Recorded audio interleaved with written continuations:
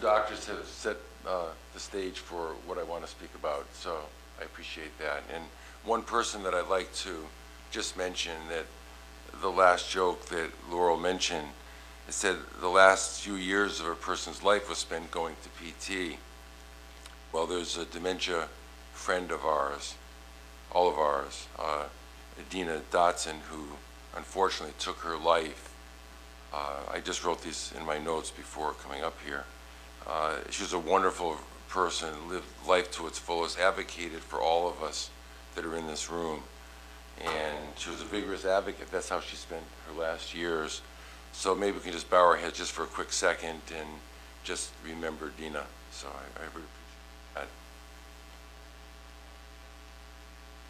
You know, so I'm here today. I'm really humbled. Thank you, Rohini, and all those that invited me to be here. This is just looking around this room, and I don't know, I'm just taken aback. I'm full of emotion being able to speak to you today. It's not difficult for me, but it's emotional. So just bear with me as I look at my paper. If you look at my paper, it's sort of probably like an MRI of my brain run. You know, you'd say, what are these notes doing over here? You know, they're probably in red. You know, I live in. I do have dementia, and I live in Tallahassee with my wife of 41 years, Gail. Wonderful marriage. We have 2 children and 3 grandchildren. I'm also a devoted care partner, caregiver, with my wife, Gail, who is in remission with stage 4 cancer. It's been pretty serious with multiple cancers and metastasis and to her lung. And I'm also have been the primary caregiver for both my parents for close to 13 years, with my father having dementia, my grandmother also likely, and my uncle, in fact. I've been accompanied today by CNN, who you see a camera person here, and a producer, Sandy Lamott, is in the back. And Dr. Sanjay Gupta and his team have been a big part of my life, and it's embarrassing for me in some ways to say that they're here, but they're here because they've been filming my life and my family's life for a long time, and they're my dear friends. They're part of my life, and it's so meaningful. They're chronicling how our family's journey in my living with dementia, and it's a family story. And as much as they may appear to be focusing on me when you see the segments as they'll be coming out more this fall, don't mistake that I openly shared my life with them, as I'm going to do with you in a few minutes. I'm going to tell you, you can ask me any questions you want. I'm an open book, and I've been that way with them for the intent of letting the public know, at least for me, it can be different for every person, what it's like living with dementia. And my task, you know, with Rohini and speaking with her on the phone has been to talk about, in this stage, not what I'll speak about in my public comments this afternoon, but about my life. We're all going to die one day, and I refuse to let dementia, or the word fatal, we all hear the word fatal, rob me of living my life to its fullest. I'm not buried yet. I'm here with you now, nor have the millions of others who live with dementia. I hope to see that the individuals, groups, the NAPA Council, and the White House Conference on Aging all focus on what all those with dementia can do. And that was, I think, a big message from the prior panel. Right down to every hometown, and as Kathy Greenlee said, I wrote down, right to every home in this country. That's the goal. That's what I want to see, and I hope others here. So I'm eager to share aspects with your life and how I've accommodated, and at least for me, I'm feeling I'm living a life to its fullest as best I can, but I do need aids and helps, as I'll show you. So when I awaken each morning, and I got up this morning in the hotel, I always ask myself, the first thing I ask, the absolute first thing I say to myself, without any exception, is what can I do today? What can I do right now that will make a tangible difference with regards to the many aspects of care and cure, underline care and cure, both being important in the world of dementia. and what tangible actions can I help take that you all want to take, and all of your imperatives that you've got. So when the White House Council on Aging convenes this summer, with one of its focuses on this healthy aging that we're speaking about, it would be, in my point of view, really helpful, wonderful, to have individuals with dementia to be in attendance to provide their firsthand insights into their lives. It's been said this morning that that may be one of the cornerstones of looking at what dementia patients can or cannot do and how their lives can be healthier. The hours and days that I took to write these notes was really arduous. I mean, it was like painful. You can ask Pat Hogan, who's my caregivers, was like, that's draft number 88. And when I write these, I don't even remember what I wrote, so he could tell me I said anything, and I'd say, that's great, it sounds good to me. So I'm holding up here what I consider one of my backup brains.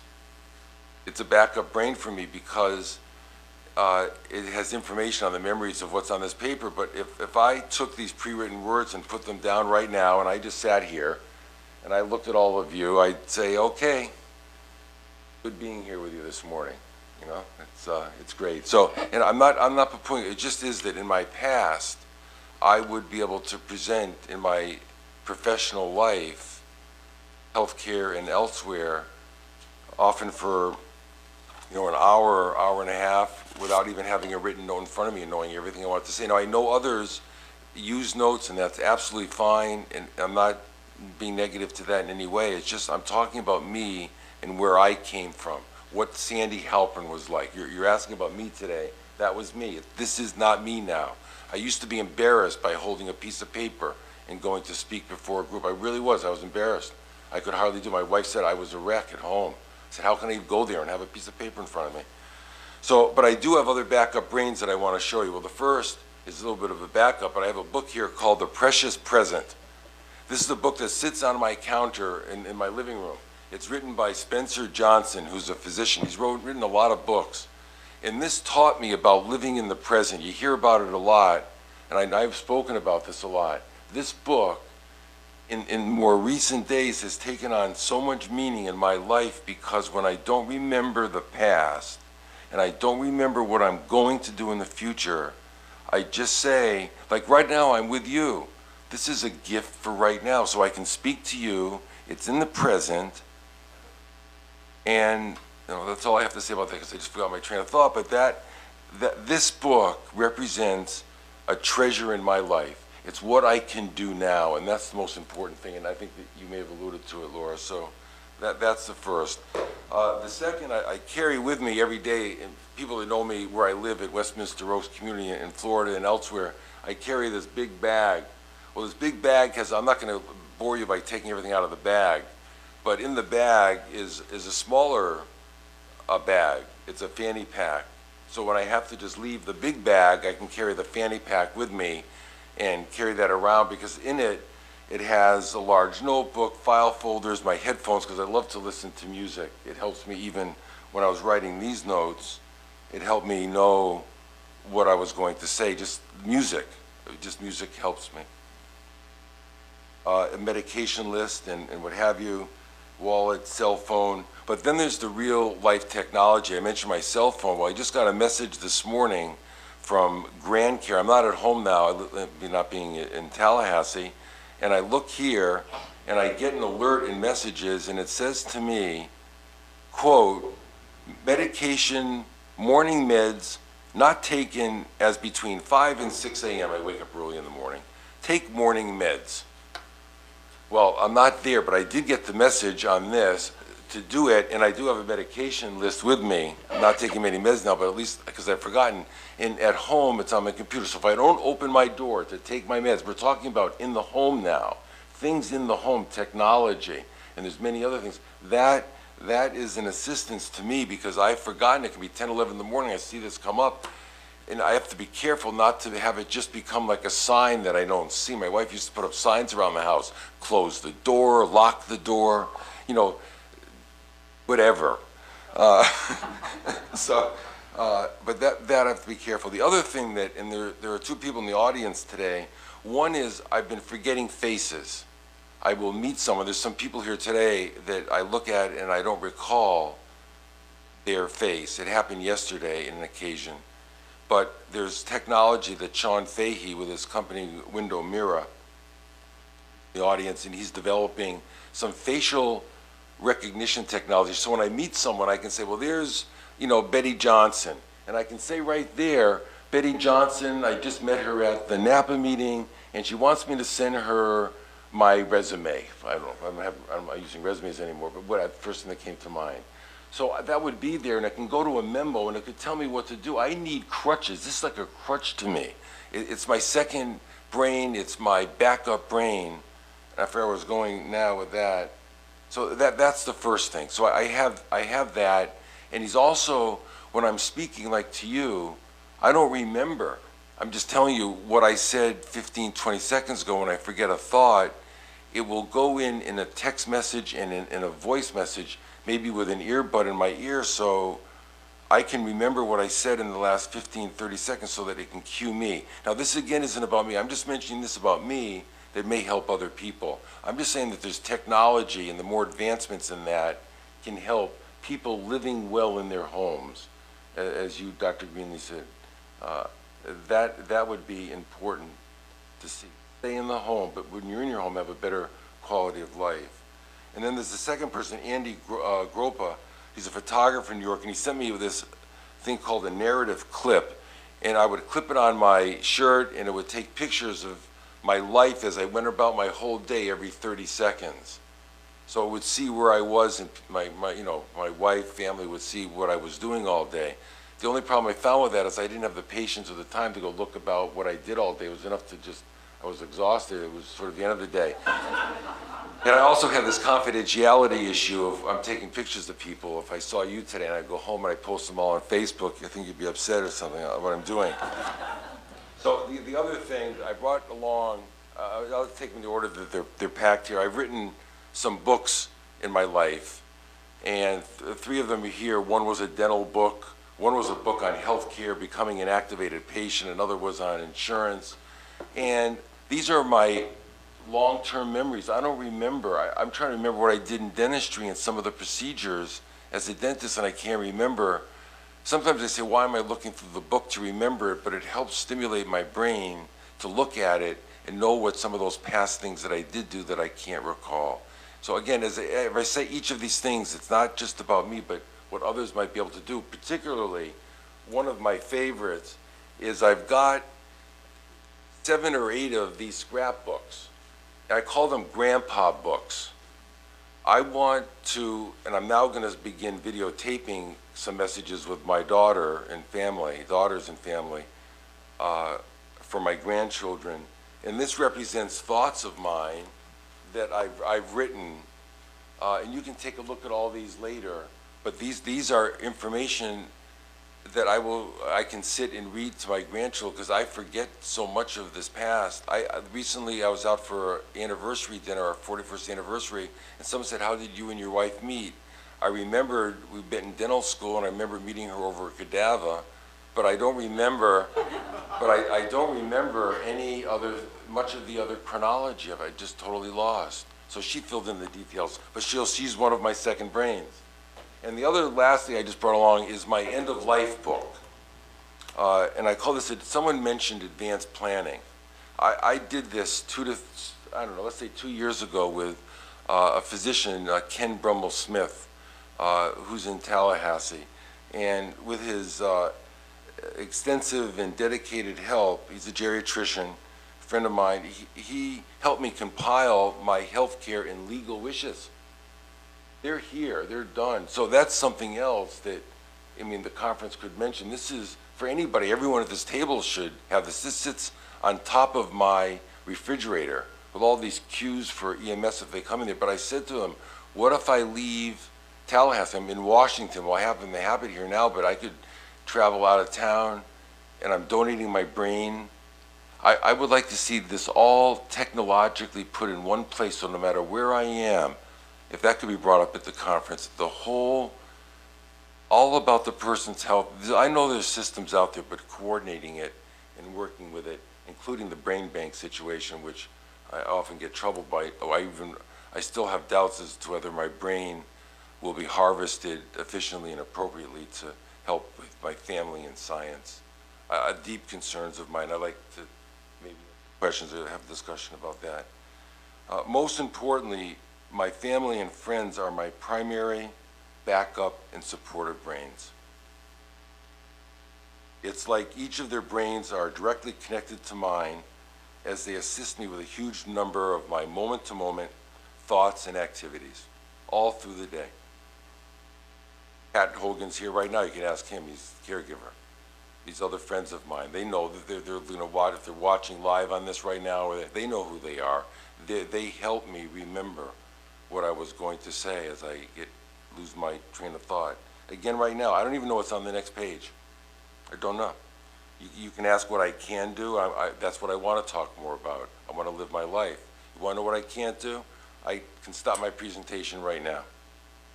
I'd have to think deeply. Now, how many times have I looked at this? And I'm not complaining. Don't take this, not a complaint. I'm just giving you my life. That happens with my thoughts, where I don't know what to say next. And here it is. I would also like to detail how I have been fortunate to have a dedicated group of individuals and groups by my side.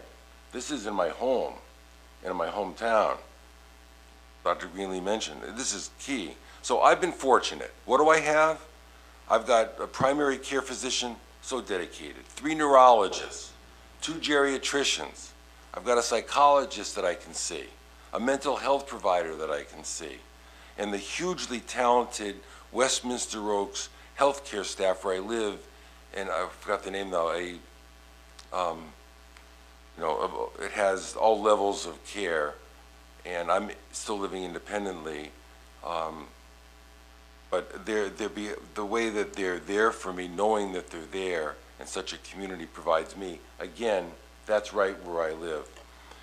The care in the research side, the care and cure research, where I live in Tallahassee, and again, I'm humbled by this. I'm honored that the Florida State University College of Medicine has established the Alzheimer's, and I would prefer dementia rather than Alzheimer's. It's many forms of dementia. Research fund that's in my name. And this is important, and I want to further stress with them, this is about, and you'll hear me speak more about this afternoon, care and cure, both, and how that's all allocated and how that's decided upon by this council. So, I'm finishing up right now. This is the last 2 paragraphs, thank you, and I apologize for going over time. You can see that I have outstanding support, but I dwell on the fear that millions of others who are living with dementia around this country are not nearly as fortunate. Right now, let's go right back to their hometowns and their homes. I'm fortunate. I think that I'm not have everything, but again, not about me. I want it to be out there. This is about all of them. And I'm going to finish by saying this. I've often quoted the proverb, just when the caterpillar thought the world was over, it became a butterfly. You're all butterflies. I see all of us living with dementia as being butterflies. And on the day that the White House Conference on Aging convenes, I dream of seeing millions of butterflies, millions, flying over the White House here in this town, and as I and all others there, all of us here, as we watch these butterflies turn the sky purple.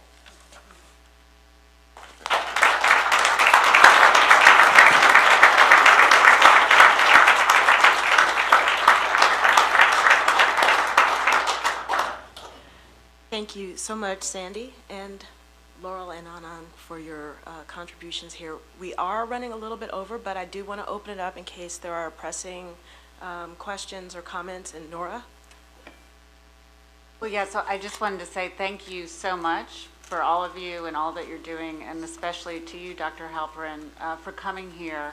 On behalf of the White House, I love your image of the butterflies, I'm not sure that we can actually do that, but we can hopefully have a picture of it, because I think what struck me so much when you all were speaking is, you know, how do we help people with dementia keep themselves intact in who they are and want to be. My dad was a psychiatrist, and he had dementia, Alzheimer's as well. He used to carry around a New Yorker magazine, and we'd often say, "Dad, why do you always have that?" And much in the same way as you talked about your second brains and your books, and to remind you of who you are. He said, this makes me remember that I used to be a smart man. And so I think, you know, it's just so powerful to hear from people who are suffering with dementia, to help all of us think about ways that we, that balance between autonomy and safety is so critical, and something that I've been hearing so much, but the ways that all of us can age and learn how to deal with this. So I just really appreciate you coming and talking to us, and very, very moving and helpful.